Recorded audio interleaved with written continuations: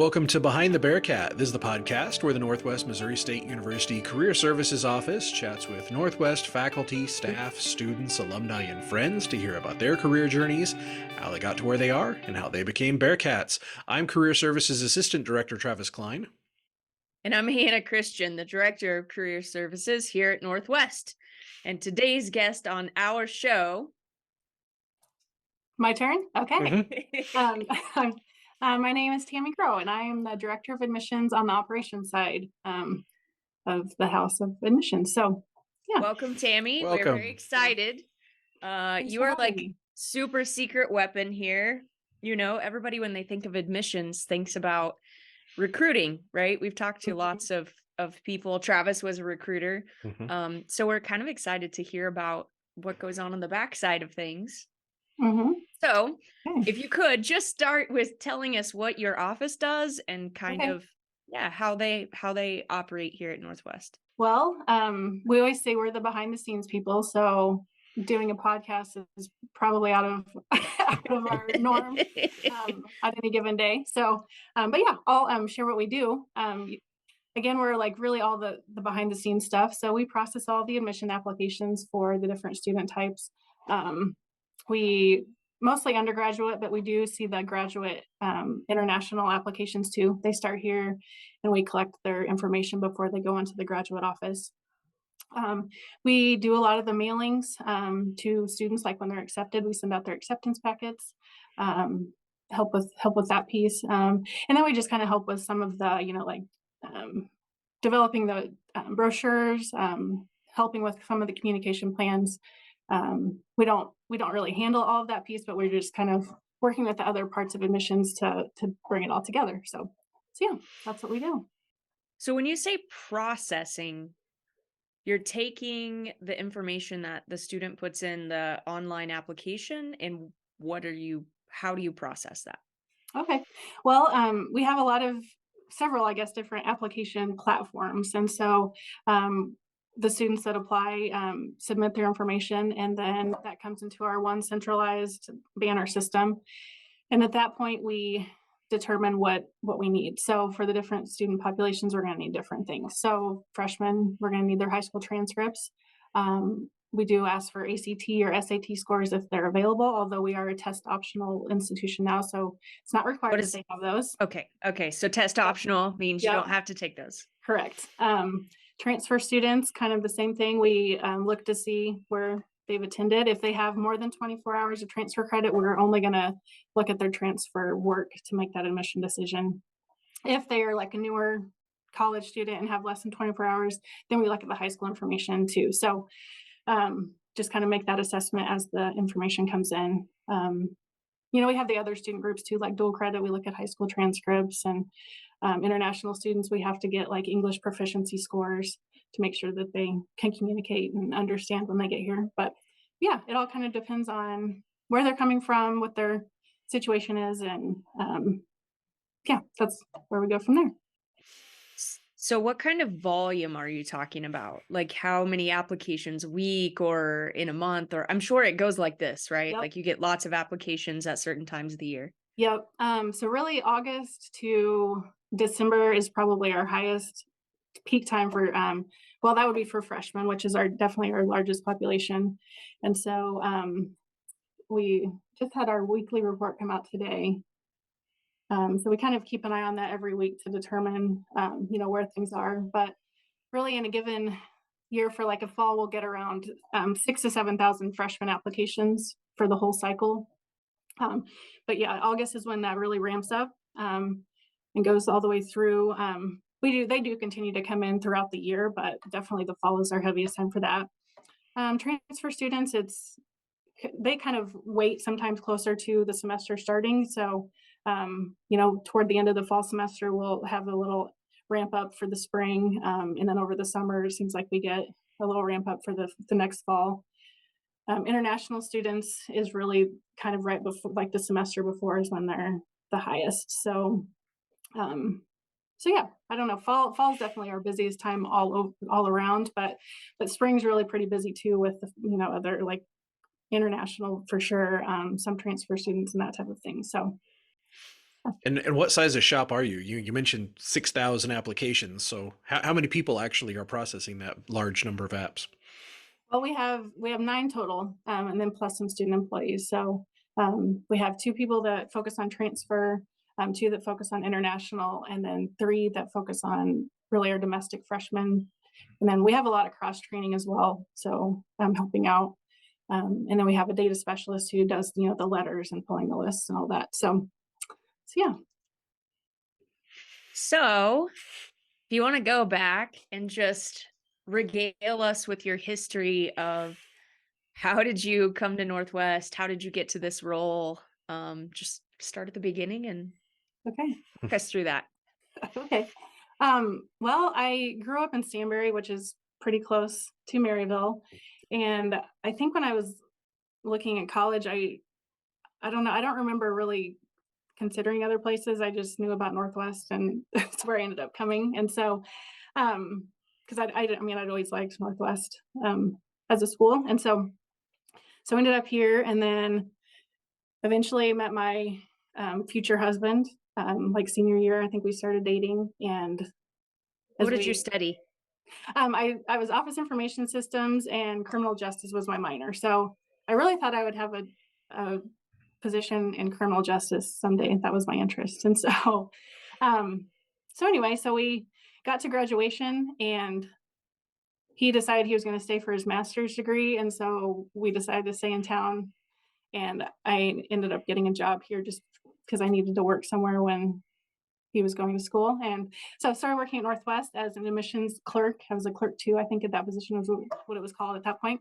And so it was just one of the processors. I So it remember, was in that office. I mean, yeah, it was yeah, here. You were actually doing the processing. yes.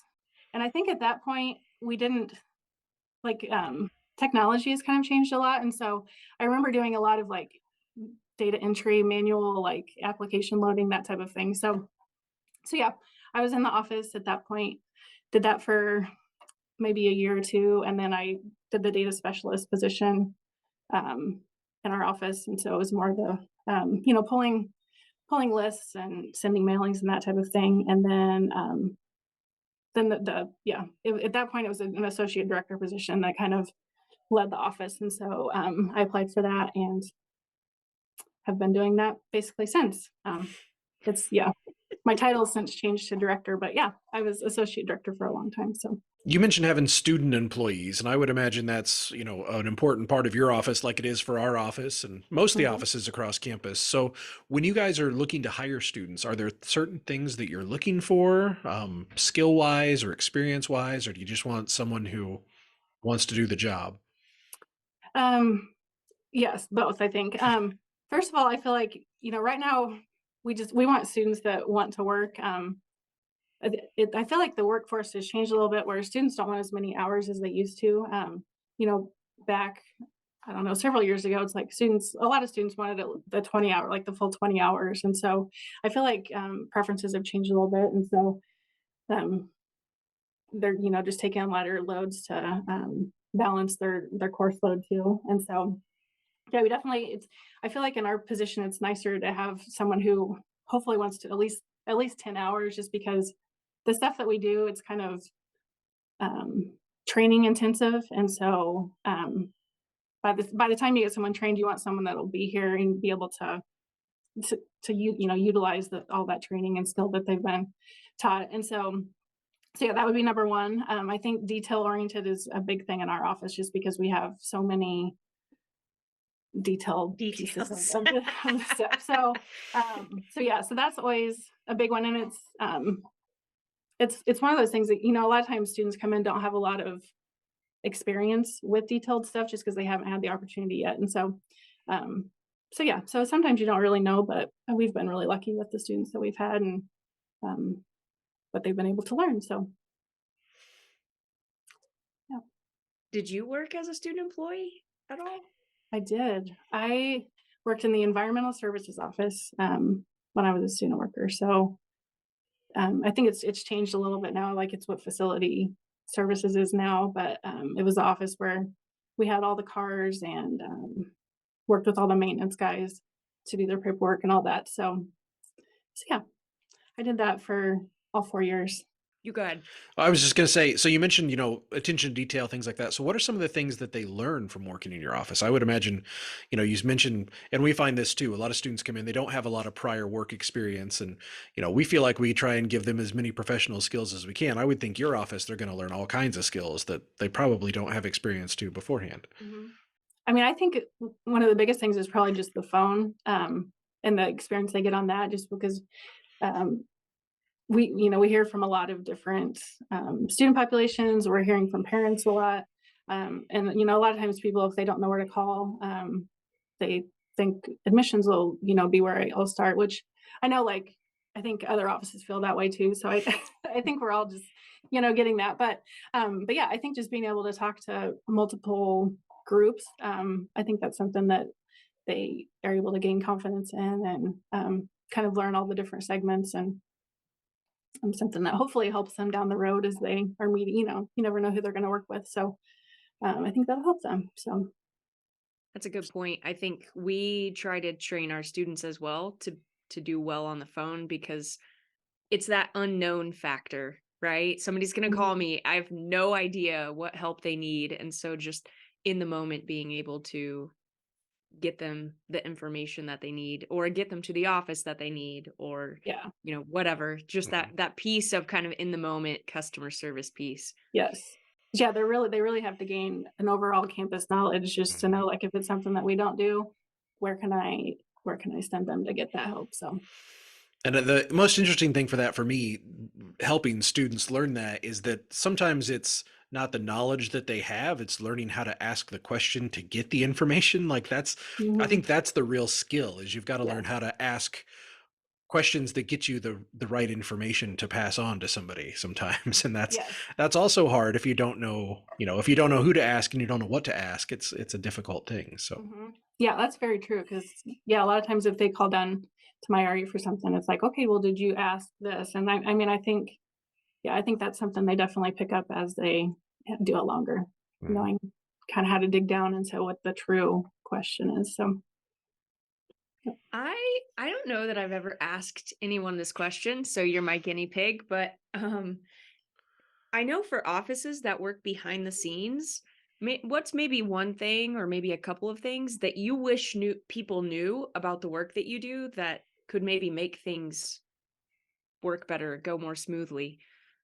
hmm, that's an interesting question.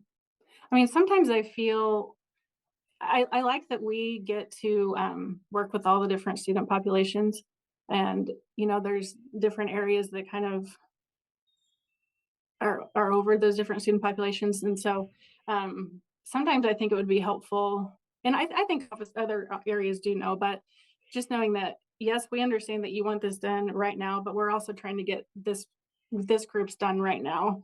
And so it's kind of a juggling thing, which is fine. I mean, it makes our days go really fast, but yeah, sometimes it's just everyone wants their stuff right away, and there's just only so much time in the day, and all that.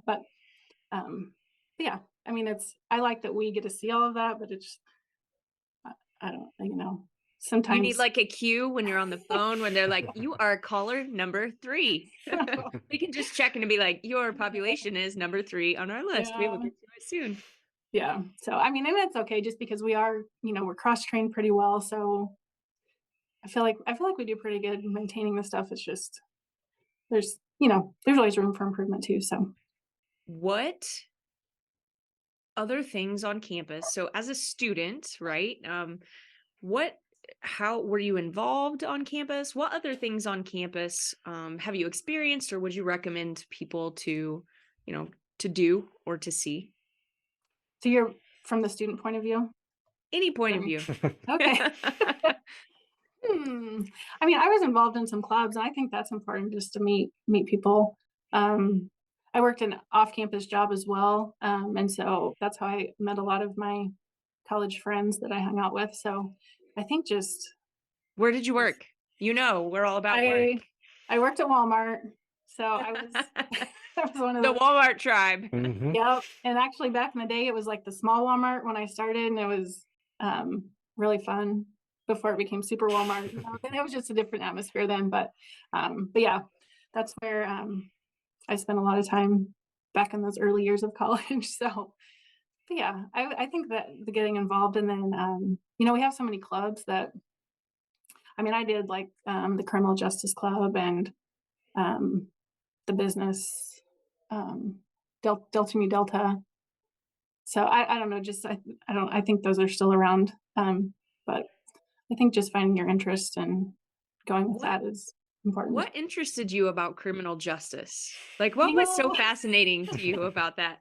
I think I probably watched like the shows back when I was in high school, and that just got me intrigued. And so yeah, I still am like, man, maybe I should maybe I should have looked into that further. But I liked what I was doing here, so I stuck with that. But yeah, that was always just the fascination of digging down into the truth. So yep, Search for truth. I got you. that's I right. got you. Which Yeah, is a little bit the same, right? In the yeah, backside of admissions, right? A little yeah. You're right. investigative detail work. That's true, Hannah. Good job. What advice would you have for students who are maybe starting the application process? My daughter's a senior in high school and we're starting the Ooh, whole that's a good one. college application process, and it's a little overwhelming a lot of times. And there's Mhm. just so much. From someone who's on the other side of it, is there anything, I would imagine reading the instructions is probably an important part, like it is with everything. And I've tried to pass that on to my child. But is there Yeah. anything advice for people who maybe are thinking about doing the application, who are in that stage, that, as someone who processes those, would be helpful for you and make their time easier as well? Well, I one thing that we always say is, we'll sometimes have students that are like, "Oh, I don't know if I'll be admitted," and we just encourage everyone to apply because, yeah, sometimes you might not be a great test taker, or you might have had like a rough year in school. I feel like Northwest, and then I mean there are other schools in the state that are the same, but we kind of dig down more in those situations anymore, and we're able to we have some additional questions that we might ask just to kind of figure out like, okay, was there something else going on that maybe explains it? And so I don't want anyone to be discouraged before they even apply thinking, oh, I'm not going to be admitted, because um, there's potential that you would be. In Northwest, we might have you do additional like success coach classes or things like that. Just set you up with the resources that we have. So that would be my first bit of advice. Secondly, I think visiting campus is always very important because you get an actual feel for it. And so would always encourage that. I have a junior, so we're going to start doing campus visits. And so I'm kind of excited just to see that side of it too at other schools. I think our visit program is really, really good, and people are really receptive and positive about it. So just, yeah, curious to see how other schools do it as well. But yeah, I think those are the two main things. Just it's worth a try, and go see how it feels. Yeah, it's hard to visit other schools when you've been on the other side. Like when we would Uh, go, my wife was always like, stop, like, this is not about their visit program. It's about, looking yeah, at their stuff. So quit critiquing and just listen. So it's hard sometimes when you know how yeah, the sausage is made to just sit down and enjoy the meal. So I know. I'm curious. I don't know if I'll be able to just have complete parent glasses on, or if the admissions glasses are going to come too. I don't know. We'll see. Mm. Any other especially tips and tricks about either finding a job or a career after college? Um Words of wisdom that you might have for students as they look forward to graduating and starting a new career. I guess I'm just thinking like when we hire, people with experience, kind of step above the other applicants. So any way they can get that experience, whether it's through like internships programs that you guys maybe are involved in, or just jobs. I think jobs just showing that you're willing to work sometimes kind of set you apart from other applicants. So I don't know. I think that's important and something that I notice when I'm reviewing that type of What stuff. if so I mean in your not even thinking of students, but if you're hiring a professional staff member in your office, it's not likely that they're probably going to have the exact experience Mhm. So are there things that translate well into the work you do there? Well, I'm gonna go back to the details because again, that's just really important in our office. So um, that's what I look for on those applications, or if they have, well, first of all, customer service experience is important, but then detailed work. So if like they've worked at a bank or in, like even cashiering where you have to count money back, that type of thing, I feel like is shows that you That's have what I some was going to say. attention. Is there something specific? Because I think the other thing that I see all the time is a student wants to say, or a person wants to say, I'm detail oriented. But I also know as hiring Mhm. people come in varying levels of detail Yeah, orientedness. How do you like what markers do you use to gauge like, oh, this person is yeah. really a detail oriented person? Yeah, and that's I always ask for examples of like, okay, what do you consider detail-oriented work? And so yeah, I those are the types of things like if you've had to do something with money, chances are you're probably pretty detailed. Or I mean, I feel like that's the best example outside of education. But yeah, that's something that kind of helps you dig into that level if they know. So When you are looking for applicants, not to get too in the weeds with this, but we don't have this conversation very often, especially with on-campus people. So, like when you're looking at full-time staff applications, is it the resume that you're really focusing on? Is it a cover letter? Is it a reference? What part of that is kind of the most important for you, or are they all equally important? they're all important, but I always go to the cover letter first. I feel like that shows the personality, and again, it shows the detail because there are so many that they're either very short or there might be some typos, and I just noticed that stuff. Mhm. I noticed that right away. So that's my favorite part to look at. So, but Mine too. Mine Yeah. too. If you I couldn't try to tell, Hannah agrees with you. Yes.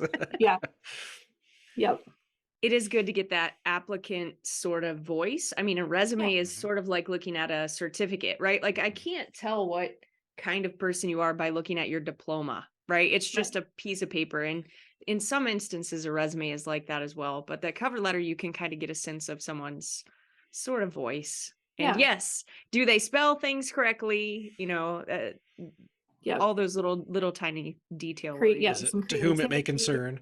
Yeah, Yeah. yeah, Did they do their research? Yeah. Mhm. Did yep. they are they very specific in telling the story, or did they read the job description? That's also a big one. Mhm. Yeah. But let me go back then as we're talking about this process, because then interviews, right? So this is the next level, right? So the candidate has made it through your screening process. Um, Besides like asking for specific instances, what types of interview sort of maybe insight would you give to someone, or maybe things that you've seen in interviews that you think could be helpful for people to know? Or not Hmm. to do's, maybe. Well, trying to think. I mean, luckily, it's been about a year since we've had to interview. Luckily, so What's that like? My. I don't know. I don't want to hear that. Congratulations. Yes. No. I don't want to jinx anything, so I'm not going to say anything more about that. But yeah, I think just letting your personality show is important. You want. I always have other people on my team interview with us, and so you want someone that's going to fit well with the team atmosphere and all that. And so yeah, I feel like yeah, you want them to have the experience, but then you also want someone that you feel is going to mesh. So letting that come through in your interview responses, I think is important if you can do that. So And practice helps. So career services can help you with practice if you need it. So right. You could be a guest on Behind the Bearcat. We'll help you absolutely. practice. Yeah. All right. Excellent. Well, anything else any other tips or wisdom you'd like to pass on from someone who's been in higher ed for a little while and knows how it all works? Gosh, I don't know. I mean, I think higher ed is kind of gets dogged on in the media sometimes. So I just hope people keep realizing how important higher ed is, and it can change lives. And so yeah, this isn't probably the audience that needs to hear that. So I don't know if it's worth mentioning, but yeah, I think that's all I have. So Excellent. All Well, right. thank you so much. Thank you so much for being a guest. yeah, thanks for having me. All right. Well, that will do it for another episode of Behind the Bearcat. and we'll talk to you next time. Hey guys, we hope you enjoyed that episode. If you did, be sure to give us a thumbs up below. That helps out. Also, if you've not done so yet, be sure to subscribe and hit the notification bell so you never miss a new episode. Also, we'd love to connect with you on social media. You can find Behind the Bearcat on Twitter, Instagram, and LinkedIn. Plus, the audio podcast comes out on Fridays on all the major podcast platforms. Thanks again for watching Behind the Bearcat, and as always, we'll talk to you next time.